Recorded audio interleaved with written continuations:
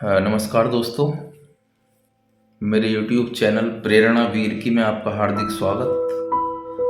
आज एक पारिवारिक समस्या जो केवल मेरे और आपके परिवार की नहीं है, लगभग देखने को मिलती है हर एक परिवार में, उस पर मैंने एक कविता लिखी है। कविता का शीर्षक कविता में ही छुपा है। आप शब्दों पर ध्यान दें, कविता के भाव पर ध्यान दें। कविता प्रारंभ करता हूँ। ऊब चुके हैं यहाँ रहते रहते, लगभग सोच ही लिया है कहीं और जाने का। अक्सर फोन से आने जाने से मिल जाया करेगा हालचाल आपका और हमारा। उसमें भी तो आभास मिलने जैसा ही है ना अम्मा? कमला भाभी, छोटी बहू आए थे कल शाम श्याम और रमेश के साथ। लगभग तय है हम लोगों का अब शहर जाना।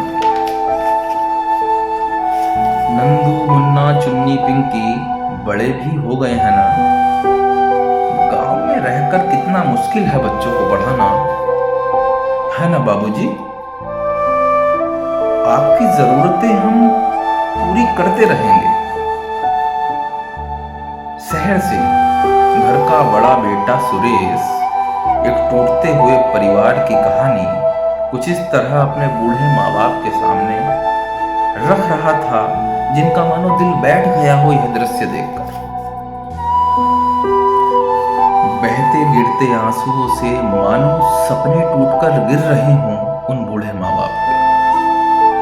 हाँ में हाँ कर ही तो रहे थे, लाचार मन से एक अजीब सी खामोशी लिए, नाउम्मीदी में एक उम्मीद लिए। रोए से स्वर में आखिरकार माँ बोल पड़ी, कोई एक हमारे साथ रह भी तो सकता है ना। आदत नहीं है ना अब परिवार से अलग रहकर जीने की। सभी ने एक स्वर में जवाब दे ही तो दिया था, न अम्मा, ना हो पाएगा। कल निकलना है सुबह जल्दी।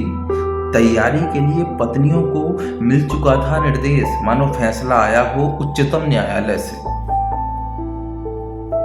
घर में उत्सव का माहौल है।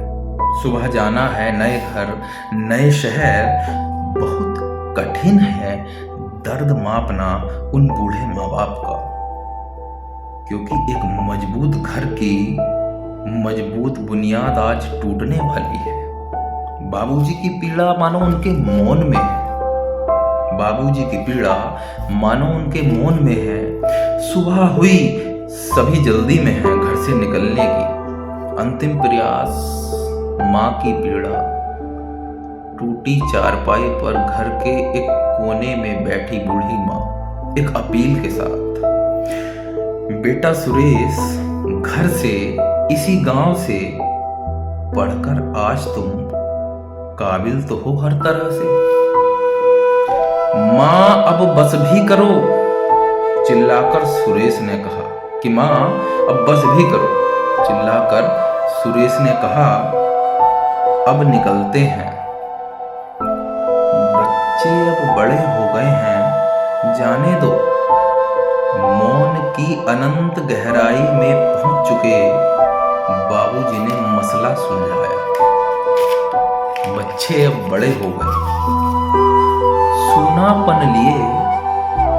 घर आज महज बचा है तो केवल चार दीवारी। वक्त बीतता गया, न कोई फोन, न मेल मिलाप, न त्योहारों का उत्सव। अब है दो जिंदगियों में तो केवल कभी न खत्म होने वाला इंतजार। टूटना तो था ही सब्र का बांध, पीड़ा असहनीय थी। हार मान ली आज बूढ़ी माँ ने इस खोखली जिंदगी से। बस कुछ दिन ही की तो बात थी, आज घर में फोन की घंटी बजे। हेलो हेलो बाबूजी, मैं सुरेश।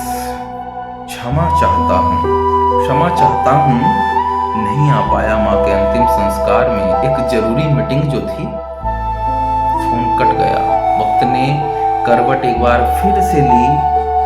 बाबूजी के एक बहुत ही छोटे से संदेश पर आज पूरा परिवार इकट्ठा है। उत्सव का माहौल है।